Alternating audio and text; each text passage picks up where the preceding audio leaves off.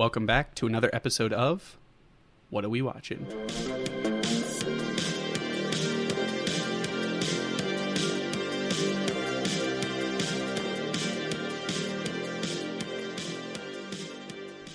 All right. Hello. We're back. Another episode. Keith's voice has gotten significantly higher.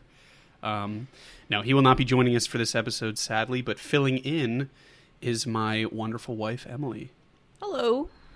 All right. Thanks for coming, everybody. We're not covering a movie. We just wanted to get her name out. So, yeah. What's been going on? Anything wild? Well, Nick, would you like to tell the people of the world what TV show we've been watching lately? Not particularly. So this is usually where Keith and I talk about things we've been watching. And they're always like, oh, cool, bro, manly movies. That's pretty good. So we have been watching, what is the show? This Summer I Got Cute? The one you call the special show? It's The called... special show. Because I don't remember the name, but Yeah. It sounds way funnier if And I call it it's the called special show. The Summer I Turned Pretty. The Summer I Turned Pretty. Or as I like to call it, the Taylor Swift show. The Because Taylor that's, Swift show. I think, why everybody's watching it. The show has not taken an official stance on why we are watching it. So yeah, we usually talk about like, oh, I watched this movie, but we live together, so it's not really. Mm-hmm. What if I was just like, oh, I'm really glad you brought this up, and then I just listed some. That's a good wild segue shit into my next topic, which is into my main point. Yeah, no, nothing crazy. So we've been doing that. Mm-hmm. Anything else? Have you been watching anything else? I've been watching a ton of I Think You Should Leave. Yeah, that's not really my thing. I think that's one of Emily's favorites, but well, it's to be decided. She just doesn't know yet. Anyway, so what movie are we talking about today? What are we covering? Drum roll, please. Yeah, are you going to do the drum roll? My own drum roll? Yeah, we're going to cut all that. It's gone. What are we watching? Clueless. Woo! So Clueless. So this came out this is 1995. So why did we pick this movie, by the way, for you to fill in? What was your selection? So Emily picked this movie. Mm-hmm. As just like a fan favorite. It is one of my comfort movies from growing up. It is as old as me. Woohoo. I always have a lot of fun facts about this movie. I know you mentioned that like every time we watch it. Yeah. We're going to get into it. We'll get into it later. Right. But I think that's one of the reasons we were thinking it would be a good You thought this was like your episode strongest talking got a lot point. of, got a lot of stuff to say. So if I brought you down and was like, we're doing Texas Chainsaw Massacre, like it's not looking you'd be too like, good. oh, for this movie, I'm going to never go to sleep again. Yeah. Great. So this movie, Clueless, came out in 1995. It is a coming-of-age teen comedy film. It was written and directed by Amy Heckerling? Yeah, Amy Heckerling. The budget for this one was $12 million, and it shows. No, that was super rude. I don't even know what that means. So the budget was $12 million, and the box office $56.6 million. This movie made. So for 1995, oh, it's pretty good for inflation, etc. I don't even know how that works. Yeah, I don't either. I've literally, if you asked me what $1 today was in 1995, I could not tell you that information. I would be really shocked if you were like, obviously it's so Here's simple. the conversion rate. Here's the conversion rate. So yeah, do you want to get into the cast? Some of the people that were in it? The iconic star, of course, is Alicia Silverstone. And who does she play? She plays Cher, the main character. Alicia Silverstone, I always kind of say, which I said this earlier, and I think Nick disagreed, is that in my mind, she's like a one-hit wonder of movies because that's the only movie that I really know her as having like a huge iconic role in. But I rebutted with saying she was Batgirl in Batman and Robin. Yeah, it's not really my thing. Keith is shaking yeah, somewhere. He's gonna be so mad. I can't do any more episodes, I think, after that. But first time, last time. I just feel like that set her up to like, I don't know, do other movies similar to Clueless, and no one really jumped on that. You're gonna tell me that Scooby-Doo 2: Monsters Unleashed, starring Freddie Prinze Jr. and Matthew Lillard, was not at this level? You're a clown. Who does she play in? I cannot remember. Okay. I saw this on her IMDb. But she was was she one of like the main? No, she wasn't one of the main cast. She wasn't one of because like I could see her as one of the girls. Yeah, who was Monet? in like the gang. Yeah, it's no. But so that would have made Secondary sense. character. But okay, So okay, great. neat. Who else was in? Who else? Her best friend Dion is played by Stacey Dash, who I just recently learned was very old to be playing a high schooler in that movie. Yeah, what was and she? It's crazy. What was she in the movie? They're supposed to be like She's supposed to 16. be 16, and Yep. she was like close to 30, Yeesh. which is like crazy. And if you look at a picture of her today, She when look. she's in her late 50s, Yeah. she does not look. She does not look over Late 50s. 50 for sure. Yeah. Yeah.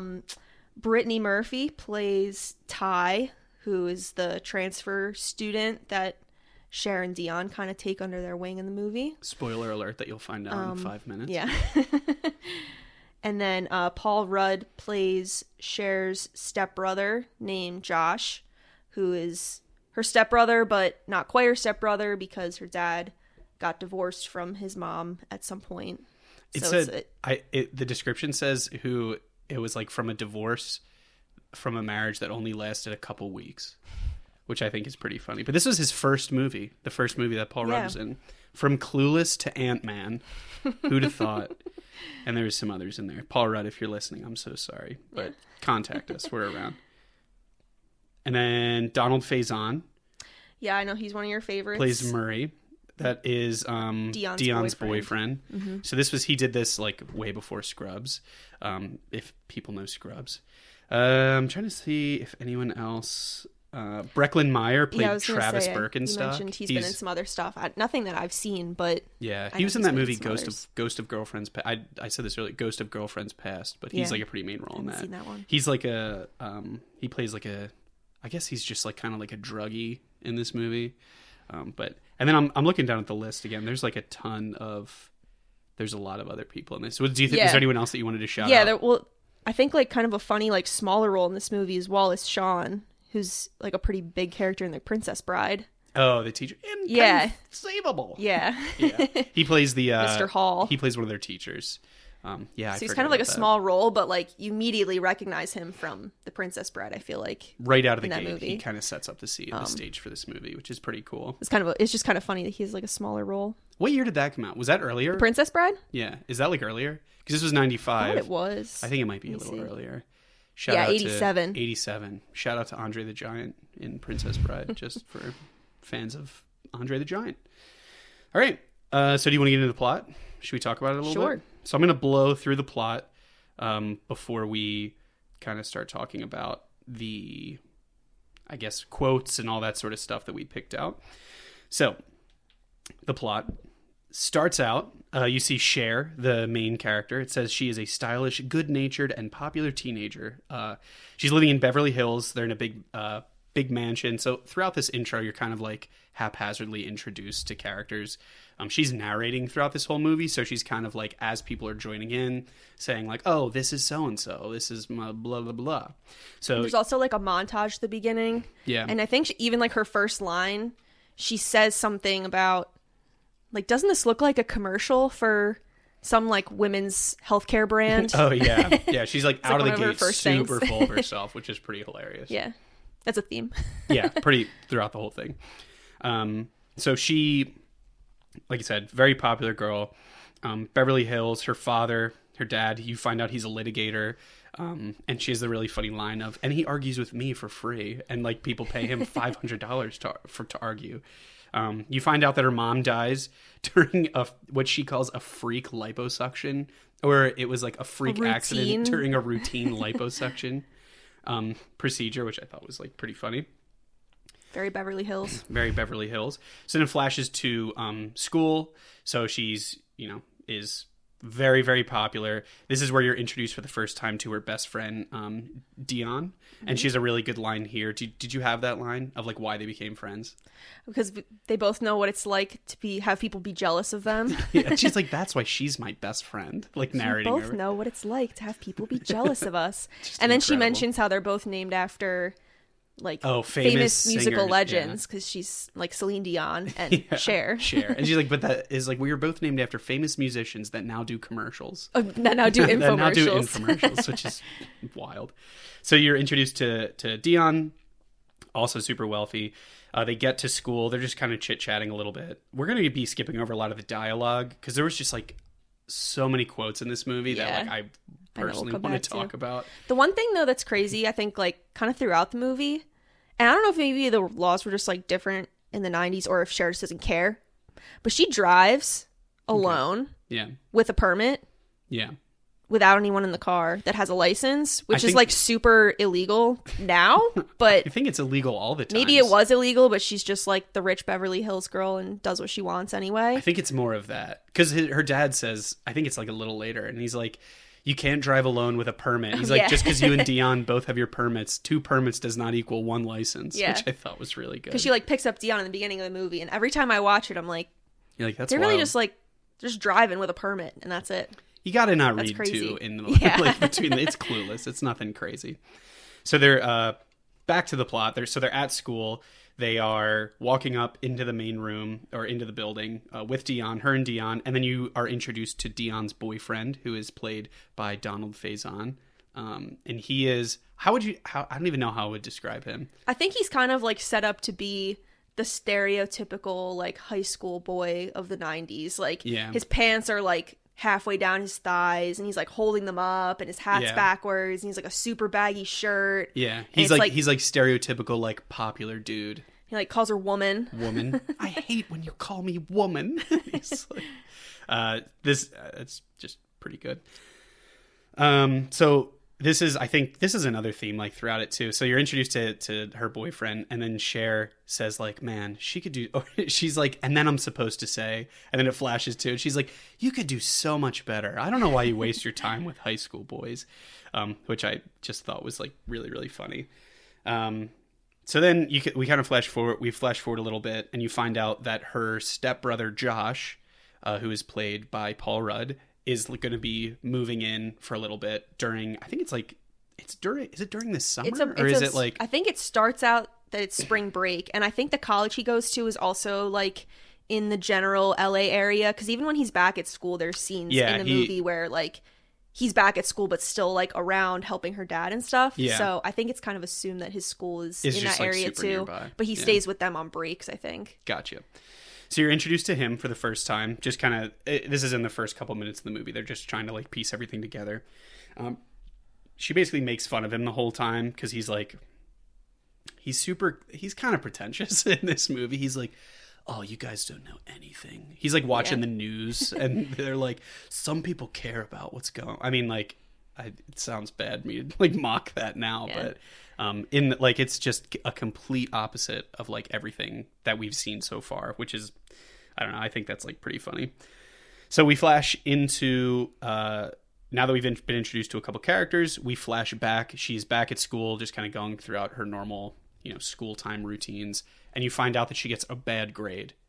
I think in debate, which is why it's so embarrassing, because her dad's a lawyer. And she likes to argue, and like, how could she do badly in debate? And she gets a C, right? She gets a C, and Dion got a C minus, and they were like, "Man, he was just so hard on everybody for no reason." Yeah, and so they then formulate the idea of like, oh, he needs a date.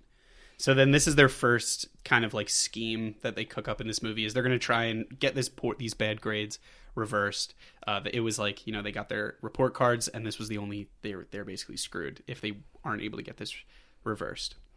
So he tries to set up this teacher who is Mr. Hall, which is played by Wallace Shawn. Wallace Shawn?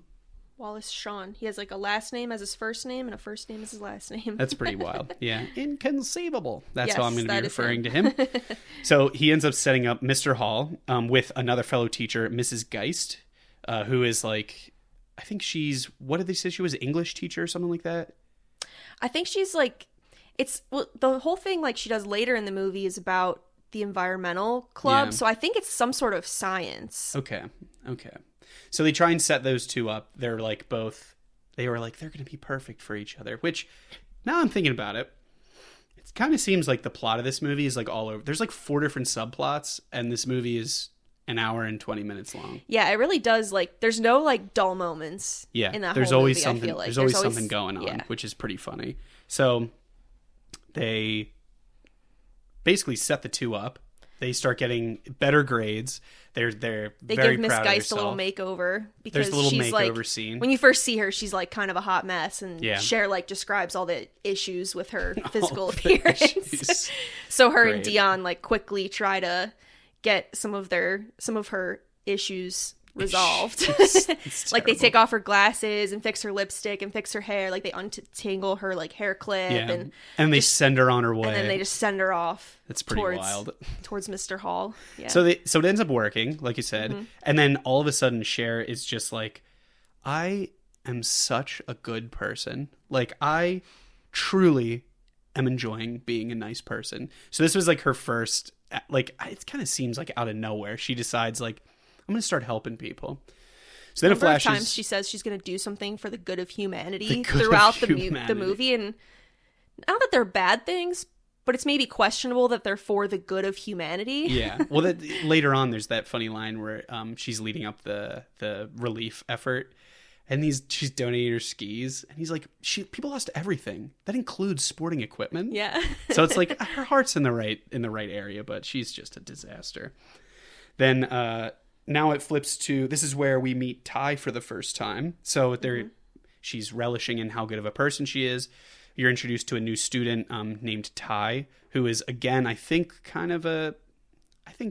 she's kind of a mess, or that's how they think. I don't know. She looks like 90% of my friends, so I don't know if that says about me. But Yeah, they don't really specifically say, like, she's a transfer student, and they never really say where she's from. She kind of has almost like a It's New like a Jersey, New York, New York kind of accent. she sounds like, have you ever seen My Cousin Vinny?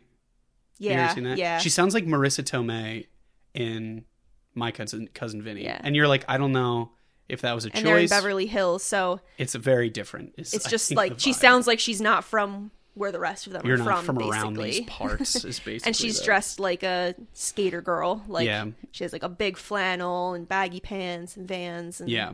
So this is thing. going to be her next project, and this is where they used Clueless for the first time. They were like, "Look at this Ty poor." is so clueless. She's so clueless, which is where throughout this movie she calls people clueless, which is She calls just specifically Ty clueless in the Specifically little Ty, narration on several yeah. occasions. which is really silly. So that's like I think that's where like the title Clueless comes from. They decide that she would be her next project. They actually decide, they're introduced to her while they're in gym class, and this is just a funny line that they were like, "Come hang out with us. Like, how about we go get a Coke?" And she goes, "You guys have Coke here?" Yeah. She's like, "Yeah, we're in America." And it's very clear that she thought cocaine, not Coca-Cola. Yeah, well, that's also right after she asks Sharon Dion for an herbal refreshment, and they thought that she meant like herbal tea. Yeah, When she clearly meant Well, weed, she meant and they were weed. like, "Oh, we don't have any tea, but we do have Coke." She's like, "You guys got Coke You guys have here?" Coke, which is wild. That was a pretty good line.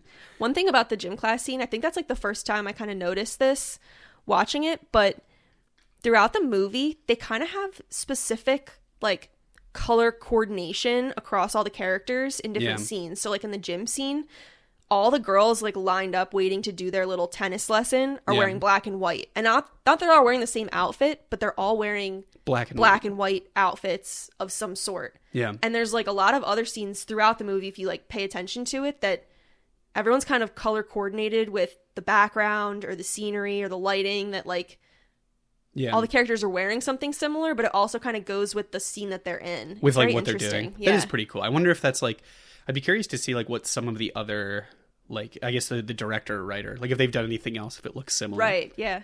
But yeah, that is pretty funny. So they meet Ty. They flash to them being in the cafeteria after they offered her some cocaine after denying her request for weed. She instantly is kind of attracted to, she's standing in line next to Travis, who's he's like a skater, and it looks like he's high all the time in this movie. She's like instantly attracted to her or to him, and they hit it off, and they're like, "No, you can't, don't talk to this guy. Like, Yeah, Sharon Dion do not approve. do not approve." So they try and set her up with some, I don't think, there's this guy Elton that they he's, try like, and in set their her up, like who's popular friend group. yeah, he's like he famously says in one of the scenes, which is, he's such a fucking asshole, he's like, "Do you know who my father is?" And I'm like, all right, buddy, why don't you sit down in the back? Elton, all right. So Elton has negative interest in Ty. They end up going to a party to try and get them hooked up, Ty and Elton hooked up together. And he basically tries to kiss Cher at the party. So that didn't really work that well. And Cher completely, you could say, is clueless. One might say that she was clueless during this. So she continues to try to set Ty up with Elton for a while. Like that kiss at that party is not the end of it. Yeah, no, she's just like, oh, that was so silly. And even when they leave, yeah, and they're driving, so Elton drives Cher home. There's like all kinds of back and forth about who's going to drive with who, because she's trying to get Elton to drive Ty home so they can have some like alone time. Yeah, he insists on driving her home, tries to make another move on her, and she just gets out of the car. He leaves her in like this abandoned parking lot. and then instantly a gun comes on stage. Instantly she is held at gunpoint. Instantly. Because she's in like the middle of the valley, as California people say. And in an abandoned parking lot at like 2 a.m. Yeah. At gunpoint. So that's what we were saying earlier. So also his car was I think it was like a 90 Camaro. I don't know why. I don't know where we go from here now that I brought that up, but I just thought it was a cool car. Anyway, so yeah, we were saying this movie, there's never a dull moment. There's always someone moving, and then like out of nowhere, it's literally like a guy puts a gun to her head, and he's like, drop your phone. And you're like, what the fuck is this about? Which I just thought was pretty silly. She gets robbed. He takes all her stuff. She finds a payphone and calls Josh and is like, I do not want to call this dude because he's kind of a dick. And she doesn't want to call her dad because he had already, while she was at the party, called her and said, everywhere in LA is a 20-minute drive, so you better be home in 20 minutes. Yeah. Because the valley's further than 20 minutes. She wasn't supposed to be there, so she can't call home. Exactly. Which actually, that's pretty funny that her dad. Everywhere her dad in LA is 20 awesome. Minutes. Her dad is like, kills it in this movie. Yeah. He has so many good lines. So Josh picks her up. They start to kind of bond a little bit. Radiohead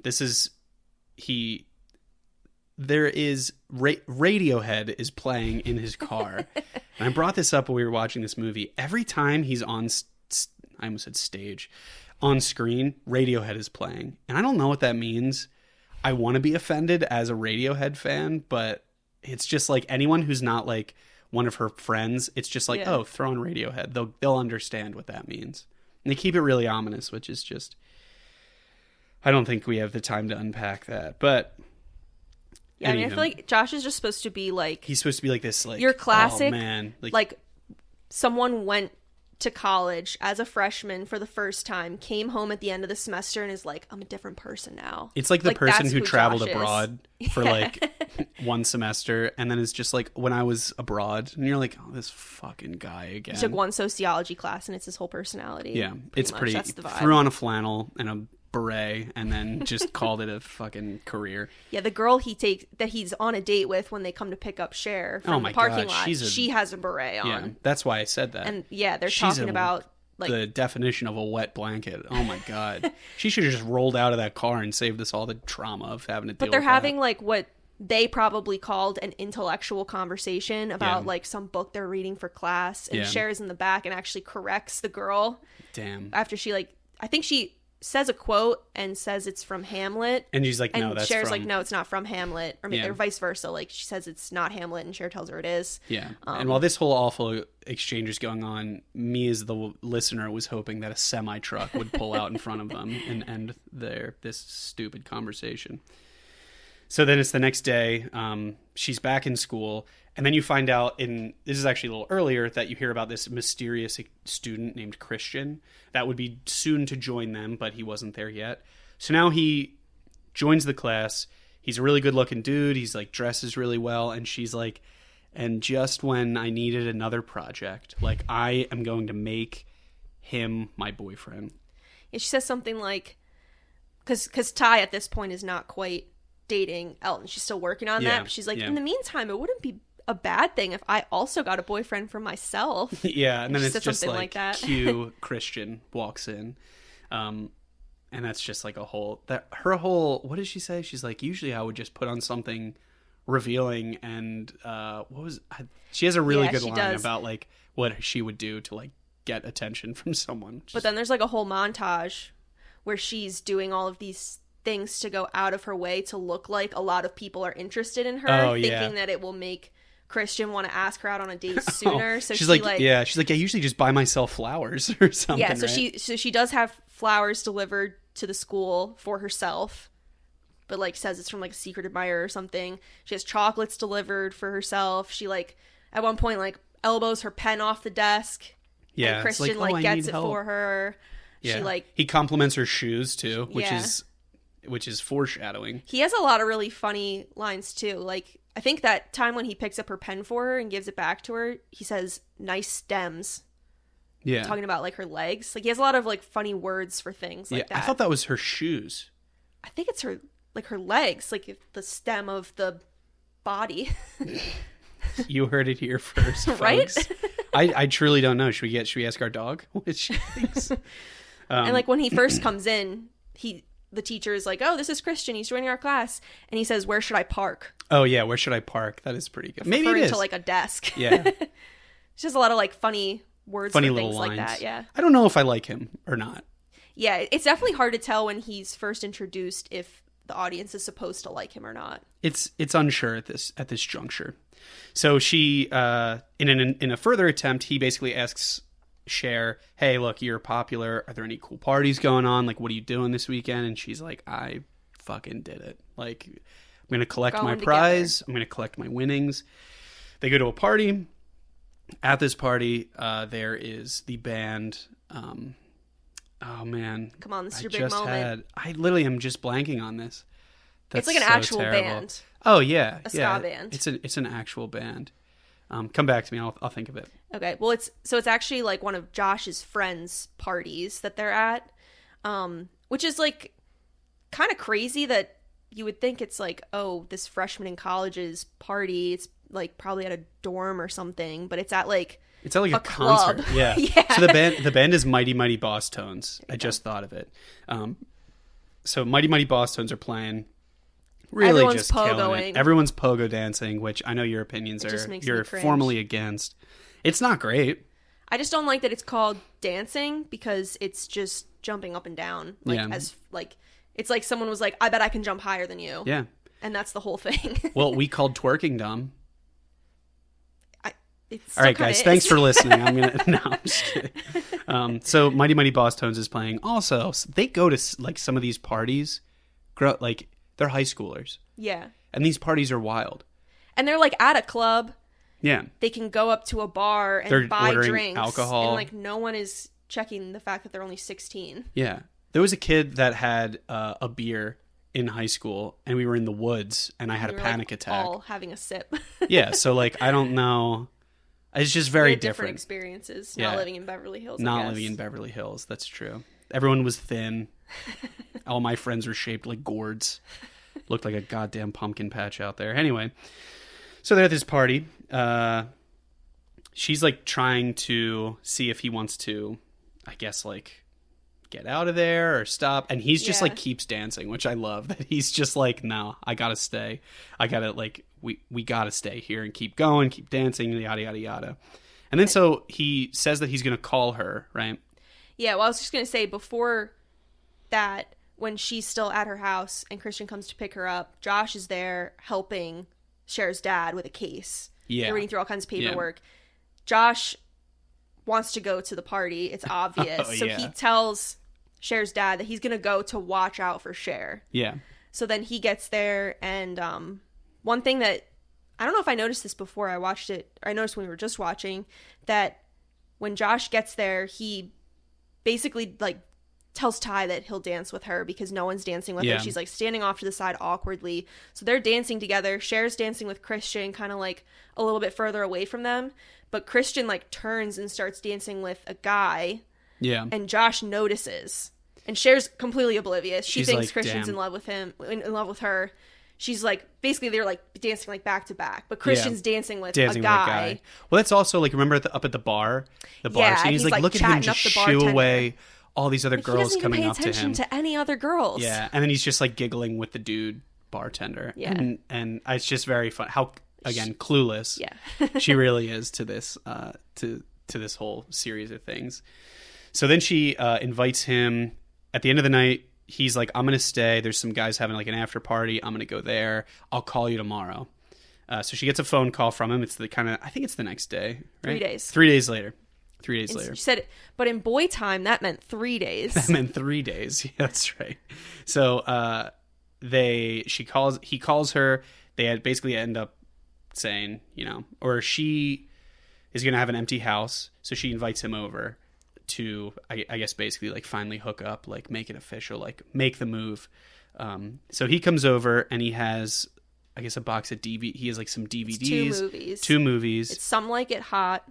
Yeah. And Spartacus. But she keeps calling it Sporadicus. Yeah. Which I think is pretty good. And she's like, yeah, he's like really into this one actor in it. And like she's basically like trying to make a move. And he's like, no, look, we'll look at this part. He's here. This is a really good part. This is a really good part.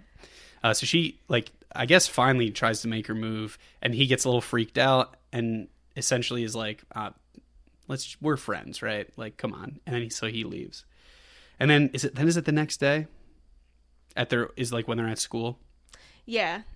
It's a little unclear what a lot of the timelines are, because part of me is like, are they really at a party, like a huge LA party on like a Thursday night and then going to school the next day? It's probably like the weekend and then it's like the next week or whatever. That's fair. Unclear. So they're in the car with Dion and Murray. They're her friends. And he's basically like, he's gay. He's not into girls. And she's like, that's not true. And then she's basically like starts piecing it together. And she's like, oh my God. I'm totally bugging. Yeah. So then you find out that like he's gay. And then they basically decide to, which I did think was nice. And like, I always forget about this. She's like, yeah, it didn't work out. Like, I misread the situation. Now we're just buddies, which I was like, oh, that's cool. So he doesn't leave the movie, which I thought was cool. They're shown like shopping together. Yeah, they're shown shopping together, asking her if she likes a jacket that he picked out and how it looks on him and stuff. So they're like good buddies. Yeah, like they're doing fine. Later on in the movie, as it keeps going, Ty she is dangled over a railing at the mall while they're at the mall. She's basically like chatting up these 2 guys, and then it literally just flashes over. They're like holding her over the railing, like as what they're like, oh, dude, we're just joking. I'm like, yeah, like murder's hilarious. Yeah. So then the next day at school, Ty is like, has the whole school around her as she's telling about like, she's like, when your life is coming to an end. Like you have this moment of clarity. She's just really cheesing it up, which is so. And then you basically find out that Ty is becoming more popular than Cher is. And Cher's having a real go of it at this point. She doesn't know what to do. She created Ty, and now Ty is destroying her. She fails her driver's test, so that was a big thing. Moment. That's a very dark moment. She couldn't find the shirt she wanted beforehand. She was like asking her maid where her shirt was, and she was like, I think it's at the dry cleaners. She was like, it's my most responsible looking outfit. Yeah. So that really set her up in a bad mood. So she was done for. So she's narrating, and it's clear that she's like, it's almost a vocalization of her thoughts, but it's during her test, and she's in the middle of 2 lanes, crashes the car, and she's like, oh, are we going to pull over so that like we can work on it? And he's like, no, you suck. You're done. We're going back to the DMV. So that's tough. They return home. Cher goes home. She's hanging out with Ty, and you find out at this point that Ty was like, I actually have a thing for Josh, your stepbrother, and is asking Cher, is it cool if I like go after him, if I try and chat it up? Cher immediately gets angry and is like, no, you're not right for each other.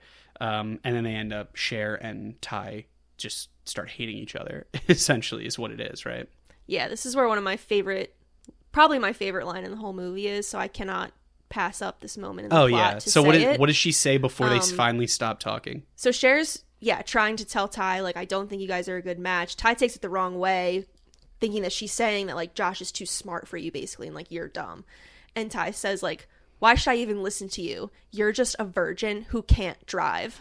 And Cher's she had just failed her driving test, and Cher's like a half hour ago. How dare you? It is terrifying. That is a pretty good line, though. You're a virgin who can't drive. So they have a falling out. And then, again, this idea of cluelessness. She says that she was totally clueless. She was feeling totally clueless. She's kind of, like, reflecting on, like, her life, her failures. She's shopping. She's through it shopping all. through it all. So after thinking about a little bit why she's upset that Ty, about Ty's romantic interest in her brother, she's like, oh my God, I love Josh. And then is that there's a fountain in Yeah, the the fountain background. lights up as she has the realization that she loves Josh. That's pretty funny. She stops and turns, Yeah. and the fountain lights up, Yeah. and the narration is like, oh my God, I love Josh. I would love to cut this movie without any narration again and just see her in front of a fountain. I just think that'd be pretty great. So in response, after she has this grand epiphany, she begins to try and live a more what she calls a more purposeful life. She's trying to actually, she's sitting in class and one of the teachers, she's like, man, she really tries every day to get people involved. I'm going to actually get involved. Yeah, there's some sort of beach disaster. The Pismo Beach disaster the Pismo relief. Beach disaster. So Miss Geis is trying to round up a group of students to collect items that they can send to this beach disaster relief fund. Yeah. And so Cher volunteers to be the captain and help collect all the items and stuff. And that's when you mentioned earlier about the skis. And this is when she's collecting stuff from all around her house to try to donate. And she's hauling stuff out to her front door past her dad's office. And that's when he's like, Cher, what are you doing? And she's like, Daddy, these people lost everything they have, and that includes athletic equipment. Yeah, he's like, I don't think they need your skis. Yeah. It's just a great line. So she's steering hard into it, and then it's at one of these donation events at the school. She's accepting a lot of boxes from people. You see Travis Birkenstock, the kind of the stoner that you see throughout the movie as being I think they actually said it wasn't cool, but there was a line that basically that she was he's funny and he'll say things that get a laugh out of us, but he's going nowhere. She's telling this to Ty as an attempt to steer her away from this dude. He's basically he's going nowhere. He's not really going to amount to anything. So he comes up and you find out that he's in a 12-step program. Yeah, as a 12-step program to basically stop doing drugs. Donates all his stuff and invites Cher to his skateboarding event. And this would have been something that she would have been oh, as if, which is a classic line throughout the movie. And she accepts. They go. Ty is there. They have a nice I'm so sorry. I didn't mean to be like this.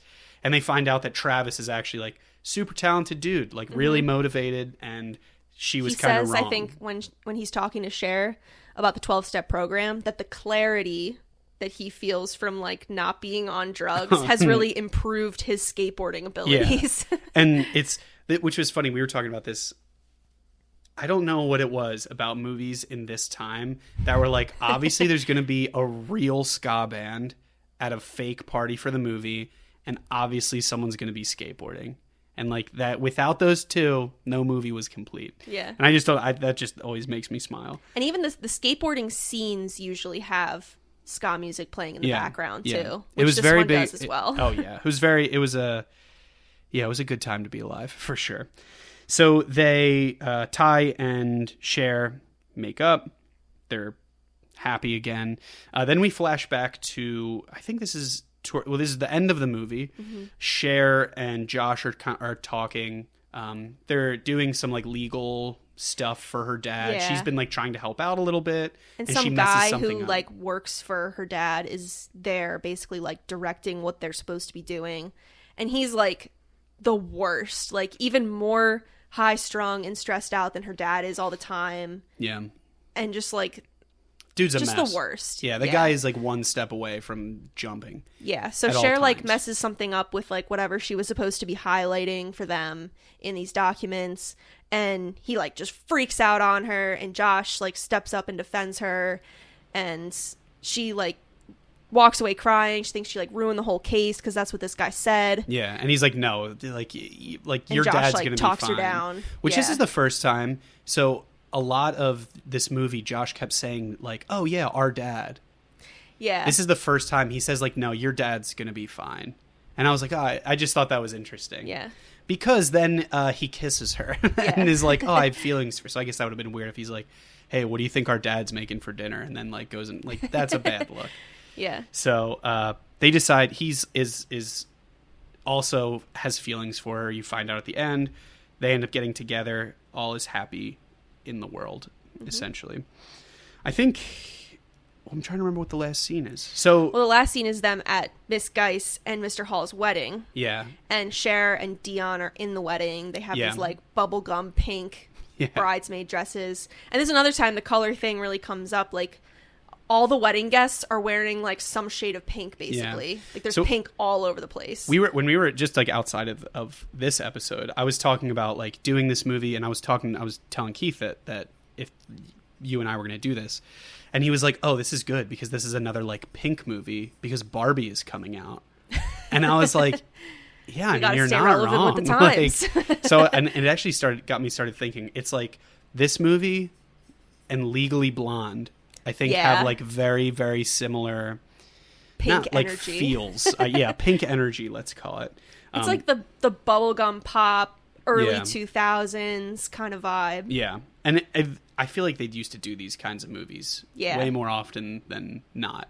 And that's why I say, like, I feel like Alicia Silverstone is so iconic in the role of Cher that it's like surprising that she never did another movie similar, you know, like that whole kind of vibe. Like, I feel like that really set her up to do other movies like that, and like just no one jumped on it. Did you see they did a commercial though?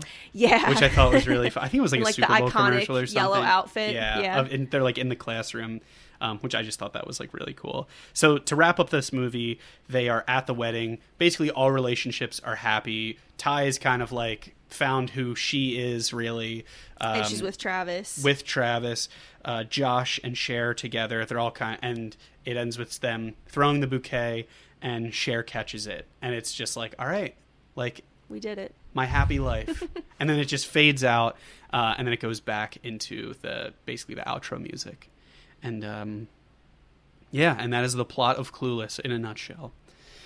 So there was a lot that I wanted to talk about. There's like a ton of really great quotes in this. Did you have anything that you wanted to bring up, like just out of the gate? Like, what is something that you were like, we need to talk about this? Well, the big thing with this movie is that it's actually a modern adaptation of the book Emma by Jane Austen, which I was forced to read in high school, as I'm sure other people were. Going to all-girls private school, we had to read a lot of Jane Austen, which did include Emma. My friends definitely had a watch party for Clueless at the time, hoping that it would help us like understand the book. It did but not. There's like a whole comparison basically between all of the characters in the movie and the characters in the book. The one thing is that Elton, his name actually is in the book Emma. So like one of the characters in the movie, and his really mirror character in the movie is Mr. Elton. Yeah. And then his name in Clueless is Elton. The only character that really doesn't have a mirror really is Dion. Yeah. There isn't really like an Emma best friend in the book. Yeah. But like Cher is meant to be Emma. In the book, Emma is basically like a matchmaker and doesn't really look out for like who her own love interest is. Yeah. Mr. Elton in the book is interested in her, and she completely misses it the same way that Cher completely misses that Elton is interested in her. Yeah. And in the book, she ends up realizing that she's in love with, I think it's her sister's husband's brother. So she's like almost kind of related in a weird way, kind of like her and Josh are like step siblings. Like, they just like connect it by like one relation. Yeah, so like you're still kind of like almost related a little bit, and he's like kind of her critic in the book. Yeah. And then they end up falling in love at the end, and she doesn't expect it. So the whole storyline kind of follows this like classic novel, which I think is interesting. So if you had to go back and teach the class, would you show them Clueless, or would you make them read the book? Yeah, the book is not as interesting as the movie. As Clueless. There's not enough Beverly Hills. Yeah. There's an alarming lack of ska in the book. Yeah, no ska, no skateboarding. Little to no ska, which is pretty wild. So yeah, I mean, I think when we watched this movie, I mean, we've watched this movie together a bunch of times, but every time you say that, I'm like, this is like a book, right? Yeah. You're like, which one is it? Like, which one is it? So that was, I just think that was cool that was like. And there is also something. a movie version of Emma. I don't know that I've ever actually seen it, but it stars Gwyneth Paltrow as Emma. Okay. And it's like basically just an exact movie adaptation of the book. Yeah. The same way they have like Little Women and Pride and Prejudice and some of those like classical novels. Is there ska in that movie? I think it's like a period piece in that movie. So I'm probably gonna say not. No. I'm going to venture to say no. Unfortunate. Sad. So were there, I had a couple quotes. Did you have any quotes that you wanted to talk about? I had a couple I've quotes. got tons of them, but you go first. These are just like this was an interaction between Dion and Cher. She goes, Dion, don't you want to use your popularity for good? And she just goes, no.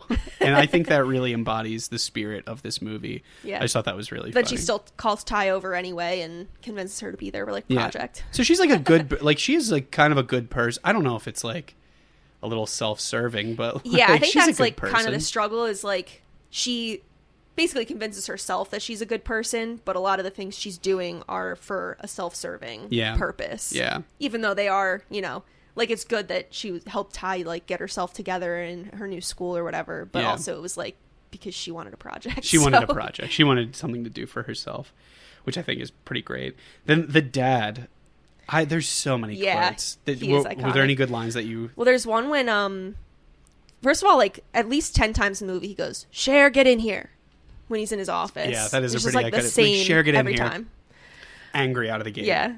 But when Christian comes to pick her up for when they're going to the party together, Josh is at the time helping her dad do some documents and stuff. So she like gets Josh to answer the door for her because she's like, I have to make him wait a while. Yeah, he's like, he can wait outside. Yeah, her dad's like, he can wait outside. But then she gets Josh to go let him in.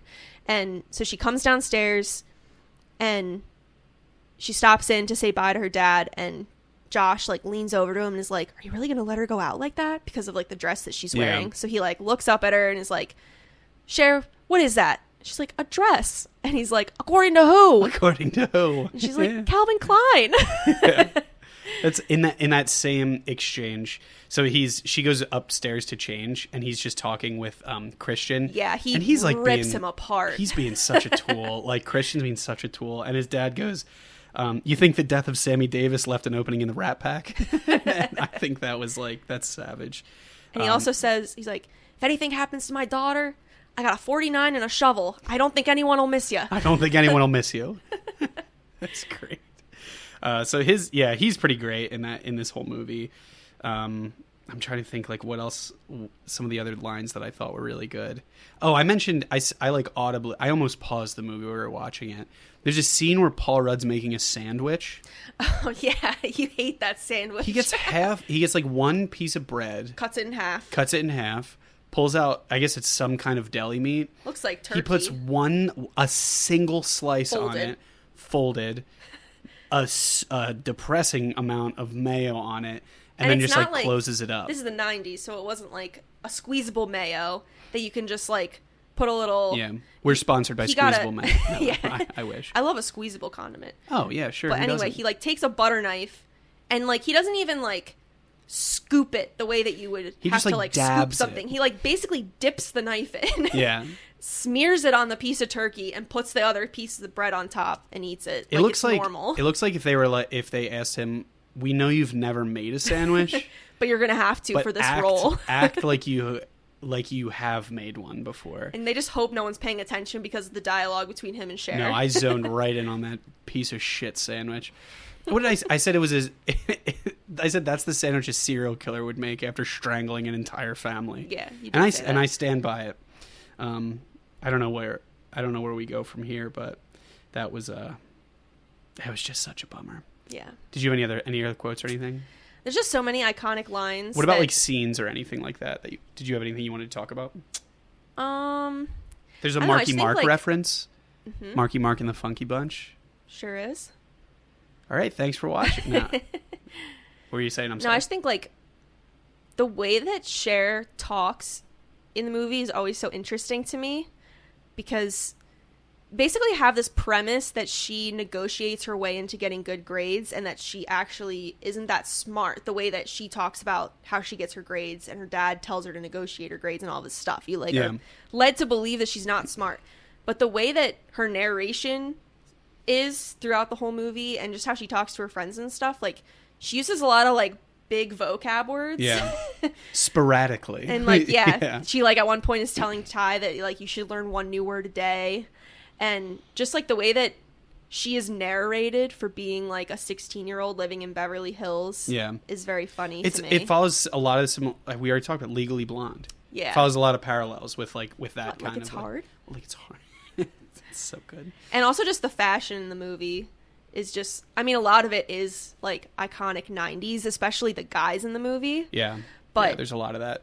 Cher and Dion especially have... They go just, a little like, overboard. Yeah, crazy outfits, but, like, the iconic yellow plaid blazer and skirt, that's kind of, like, the Clueless outfit. I feel like that's the one she, like, had on the commercial and stuff. One? Yeah. Yeah. And, like, she's always wearing, like, thigh-high socks, skirts, blazers, like, just crazy things. And she has, like, a revolving closet. And I think at the beginning of the movie, after she does a couple of the intros... computer? Yeah, she's like, well, I lead a pretty normal life for a girl, like, in my situation or whatever. And then it shows her trying to choose an outfit from her revolving closet using, like, a Windows 95 computer program that, like, puts the outfits on a little model of her on the computer. And she's tapping the screen, but you can very clearly, you can basically see the guy using the mouse, like, off to the side. It's just like an old shitty monitor. Yeah. And but for 1995, you know, they were killing. The world was their oyster at the time. They had ska and skateboarding, several other things, I'm sure. Yeah, I thought that was pretty wild. I was just going to bring up a scene about with Cher. It's actually one of your favorite lines in the movie. So she's setting up her house to have Christian over. Oh, yeah. There's, like, her whole monologue before Christian comes over is so good. Like, all the things that she's saying she has to do to prepare for a date is really funny. Like, one of the things is that her and Dion... a lighting concept. Her and Dion have to pick out a lighting concept, and they're playing with, like, all the dimmers and all the different rooms. Like, that's crazy. And then, she says you should always have something in the oven when a boy comes over. And she just... she drops a whole roll of cookie dough, like the pre-made refrigerated cookie dough, onto a baking sheet and, like, throws it in the oven and forgets about it. But from very high. It's like... Yeah. Boom, like, it like thuds. Yeah, because it's on, like, the lower rack of the oven. She's clearly She just, no like, idea opens what's going it, on. drops it, and closes it. Yeah, and then he comes to the door and is like... Is something burning? Something burning? She's like, oh my God. He scurries off into the other room. He's like, oh, honey. Honey, you baked for me. Yeah, that's just... just the thud gets me every single time. Oh, another thing that I wanted to... that I thought was terrifying was when they were when they first meet Ty, and she's like, I just met this incredible guy, and she's talking about Travis. She brings on her tray or whatever, she's drinking Diet Coke and milk. Yeah. You're going to tell me anytime that you're I not see someone have... drinking milk, it makes me uncomfortable, to be honest. I think that's just like a today thing. Yeah. Because people used to slam milk. You remember when you were little having a glass of milk? I mean, me personally, no, because I've been lactose intolerant my whole life, so I just never remember did like that, slamming a big glass. Like you go to a friend's house and they're like, oh, like like water or milk. Yeah. I had like a couple friends, like, and that was my option. I mean, I'm eating like steak and like pounding a glass of just regular USA milk, and then being like, man, my stomach is unreal right now. I mean, I remember, like, in elementary school, I went to a Catholic school, so we did not have enough money to have a cafeteria. We ate in our classrooms, but every day there was, like, somebody from each classroom that would take a big crate down to this, like, refrigerated room and pick up all the cartons of milk for the class. Like, you get, like, however many people got regular, how many people got chocolate, and you'd, like, pick up all the little individual cartons, like, for your class. Like, was that like a distinguished title, like where you're like, yo, Tim's the milk it was like guy. line leader. Well, I guess it was only girls, so it wouldn't be Tim. No, in elementary school I went to co-ed. But is that when you guys had hot lunch? We did have hot lunch. Yeah. Once a week you guys would order like Subway. Yeah, well, it was so Tuesdays was a rotation. This is not about Clueless. This is not about this Clueless is just at all. I needed to have someone else hear looking back, it is kind of crazy that we were just, like, allowed to eat as much fast food as we did. Yeah. Mondays and Fridays we had to bring our own lunch. There was no cafeteria. There was no other option. You had to pack. Had to pack lunch. Tuesdays was a rotation. Okay. it was like there was like 6 different options rotated every 6 weeks. So it was like Arby's, Wendy's, Taco Bell. We're sponsored by all of them. I'm from No, upstate I'm New just York, kidding. and there's a lot of like hot dog, like freestanding hot Yeah. dog places. So we got it from one of the hot dog places. God, the thought of slamming a hot dog and drinking a carton of milk right now, Yeah. I would call out sick from where I would miss 3 to 5 days of work. Easy. No shot. Yeah. Okay. That's heavy in the middle of the day. That's So that was heavy. Tuesdays, and then Wednesdays was always Subway. Thursdays was always pizza.